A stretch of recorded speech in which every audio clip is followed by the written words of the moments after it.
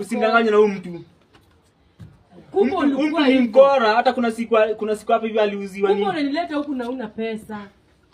Mimi sitakangi mtukao wewe. Kama kuna bro hapa ashaipoteza simu, ende uangalie kwa nyumba yake huwezi ikosa. Hebu hata mimi niende, sasa tunaribiana tena. Teki, hapana huwezi kuja teki, hata mimi nimechoka na wewe kufika hapo sasa. Sasa itabidi umetoa vitu zako nje ukatoka. Mimi sitaki hapa hivi tena.